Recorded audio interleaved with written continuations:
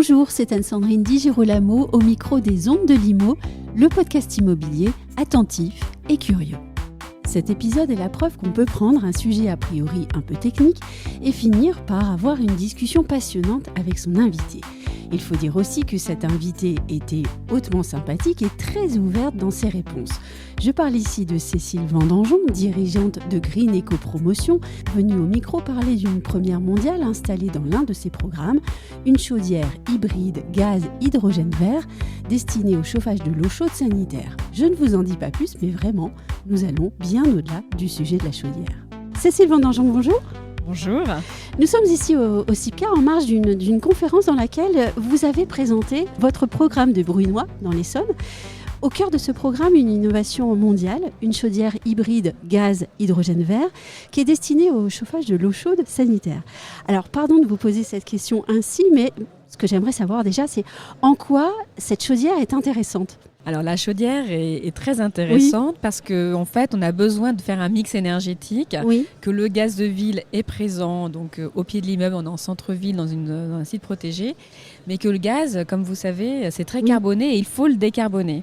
Et une piste qui est là, on a fait une première mondiale, c'est de produire de l'hydrogène localement et d'injecter directement cet hydrogène dans le gaz pour le décarboner et faire fonctionner cette petite chaudière, qui est une chaudière à condensation tout à fait traditionnelle et classique. Concernant le coût, est-ce que le fait que ce soit une première mondiale implique un coût très élevé ? Alors, forcément, parce que c'est une sorte de prototype. Et heureusement, on est soutenu dans la démarche. Alors, le fabricant, nous, on a gagné un appel à projet à GRDF pour mettre en œuvre donc, ce système. Obtenir un titre 5 parce que ce système va devenir maintenant un élément réglementaire. On pourra l'intégrer dans les moteurs de calcul de la RE 2020. Donc voilà, il y a besoin un peu de soutien à l'origine, mais pour les habitants de la copro, ce sera quand même entre 20 et 40% d'économie d'énergie. Qu'est-ce que ça implique pour vous, le fait d'être un promoteur éco-responsable ? Puisqu'en fait, derrière cette question de la chaudière, il y a ça aussi. Ah ben tout à fait, exactement, parce que là, en effet, on décarbone le gaz de ville. C'est une des raisons pour laquelle le bâtiment, en effet, pollue, nous dégage du CO2. La pollution, c'est de celle-là dont je parle. La construction, bien entendu, a un impact. Donc nous, depuis la création de l'entreprise, nous ne faisons que des bâtiments écologiques, c'est-à-dire avec des matériaux biosourcés, entre autres. On pourrait mettre du géosourcé, mais en tout cas, nous, pour l'instant, on a fait le choix du biosourcé. Donc des bâtiments qui sont très isolés, qui consomment peu d'énergie, pour lesquels on essaie de mettre en œuvre des systèmes un peu innovants pour faire chauffer l'eau chaude sanitaire qui reste le principal poste de consommation. Mais ce n'est pas que ça, un bâtiment écologique, parce que c'est un bâtiment aussi où le chantier lui-même est éco-responsable. Donc nous, on construit hors site, ce qui permet d'avoir des chantiers secs, propres, rapides. Oui, c'est ça, rapide aussi. Exactement. Et donc peu d'impact localement, où on va réutiliser tous les déchets de la construction. Donc ça, c'est un premier point. Et puis également éco-responsable parce qu'on incite dans nos logements les nouveaux usages qui sont autour de l'économie du partage. Parce que ça, c'est une vraie aussi source d'économie et pour la transition écologique, c'est capital. Bon, par exemple, on a un co-living qu'on a développé à Corbeil-Essonnes. Ce co-living, si vous voulez, accueille des jeunes actifs en mobilité. Et finalement, vous vous rendez compte qu'un co-living, une personne qui vit en co-living, va consommer 5 fois moins d'énergie qu'une personne qui sera dans son studio. Et en plus, il a la convivialité, un super confort parce qu'il a une salle de sport, plein de choses. Voilà. Donc, les nouveaux usages du logement, ça fait partie aussi de l'éco-responsabilité de nos programmes. Mais rassurez-moi, quand vous parlez de co-living, au fond, c'est la même chose pour une famille, non ? Alors, tout à fait. Par exemple, on a une copropriété. En fait, c'est le célibat qui n'est pas bon pour l'écologie, pardon. Mais exactement, mais tout à fait, le célibat est pas bon pour l'écologie parce que si vous avez 10 frigos, voilà, en fait, quand le bâtiment consomme plus d'énergie, le reste de l'énergie consommée, c'est l'usage du logement, donc autant partager. Oui, c'est voilà. ça. Mais on le fait dans des copropriétés où on met des laveries et comme ça, les gens partagent les machines à laver, les sèche-linges.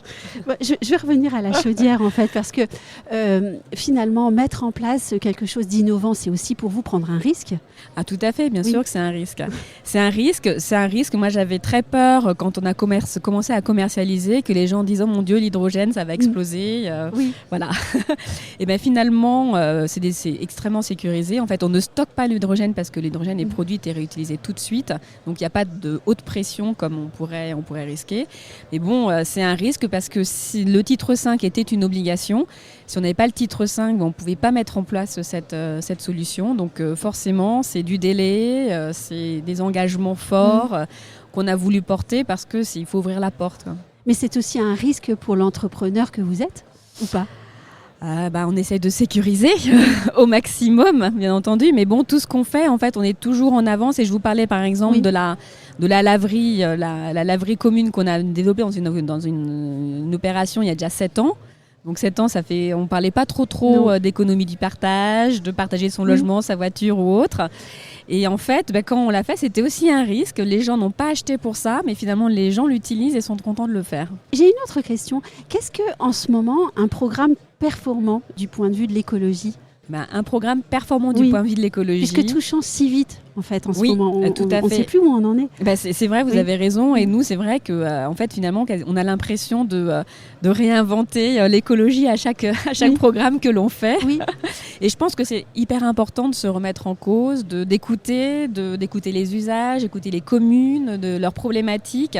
Et c'est s'adapter aussi à ça. Donc ça, c'est un point, je pense, où c'est vraiment important d'intégrer dans la démarche.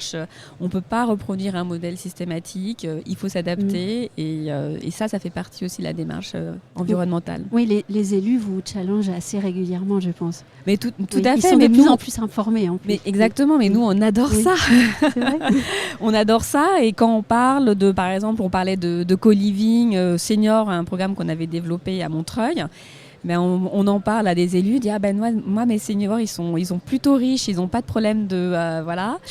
Et bien par contre on a un vrai problème pour loger les femmes seules avec des enfants. Et bien donc faisons un co-living pour les femmes seules avec enfants. Et donc c'est un sujet qu'on a développé dans une commune, dans un bâtiment écologique, avec une forêt jardin au cœur d'îlots pour pouvoir préserver l'îlot de fraîcheur, etc. Voilà. Et quel progrès espérez-vous atteindre et surtout à quelle échéance ? Nous, si vous voulez, les objectifs 2031 de la RE 2020, par exemple, si on en parle, qui est quand même un grand défi pour un grand nombre de mes confrères, c'est quelque chose que l'on respecte depuis 10 ans. Donc, mais voilà pourquoi je vous pose la question, parce que vous en êtes où alors ?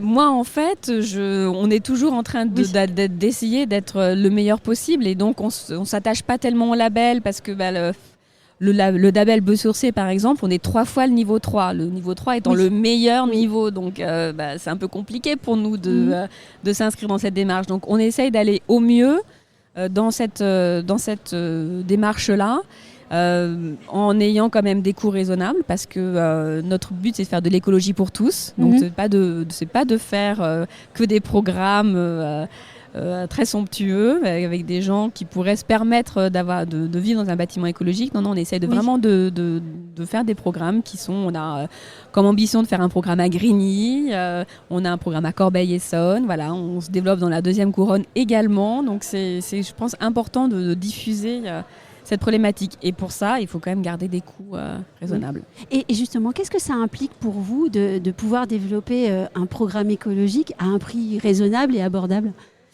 Dans votre quotidien de promoteur, je veux dire. Dans mon quotidien de promoteur, c'est de trouver les bonnes solutions. Donc, par exemple, le travail hors site, en préfabrication, ça, c'est des sources d'économie. Oui. Voilà. Donc, ça, c'est un premier enjeu. Et trouver toujours des solutions intelligentes pour que...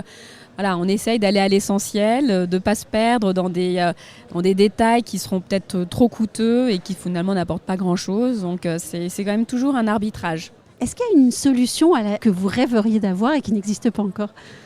Le projet idéal, ce serait un projet où on n'a pas à se battre avec les assureurs, avec les réglementations, et où on va pouvoir mettre en œuvre des innovations qui vont permettre d'aller dans le bon sens. Voilà.